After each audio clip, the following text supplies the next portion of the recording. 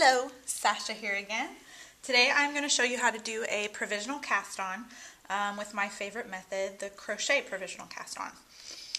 So I've got a fun new pattern getting ready to come out that uses a provisional cast on so that you can join your work seamlessly.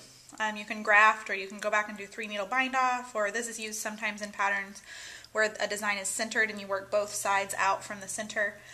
So you're going to start and you're going to get a crochet hook, and then you're going to have waste yarn. I like to use a waste yarn that's nice and smooth.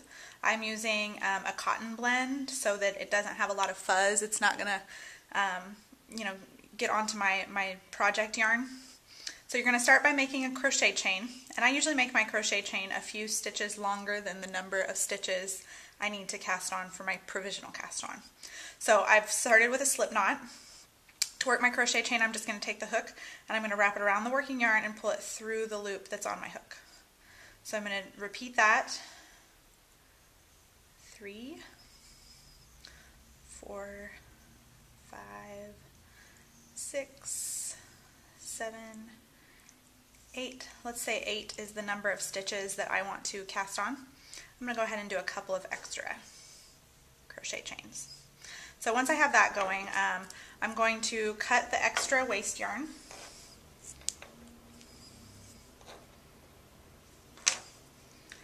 And then I'm going to thread that tail through the last chain, the last loop, to secure off my crochet chain.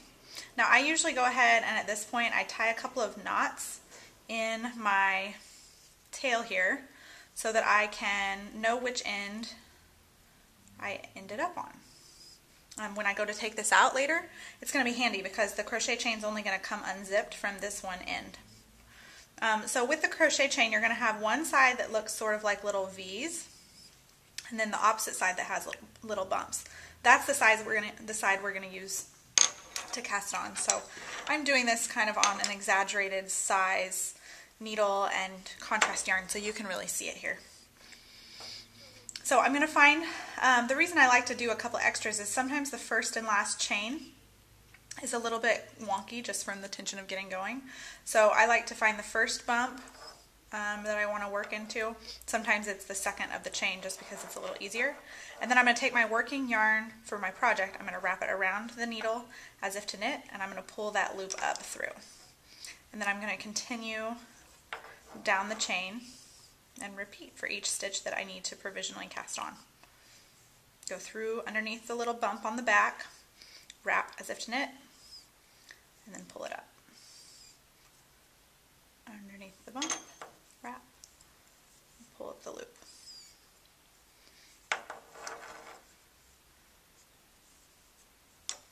And I just repeat this process for the number of stitches I need.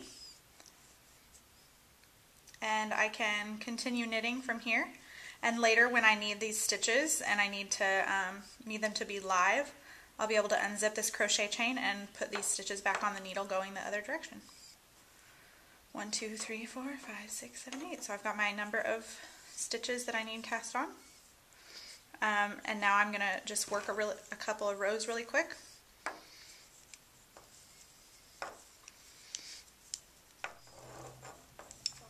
So I have just worked a couple of rows so that you can see what the piece looks like now that I'm a little bit farther from my end here. And I'm going to show you what it looks like when I take this provisional cast on out. So I can find my end that has the knots. I know that's the one I want to undo. I just have to thread this one tail back through. And once I do that, I can unzip the provisional cast on. And what I'm left with are live stitches. So if I'm working, once I finish going the other direction, I can put these live stitches back on the needle and I'm ready to go. So I love this method because it's super simple and it doesn't have a lot of extra steps involved. So I hope you have enjoyed learning how to do a crochet provisional cast on. See you next time.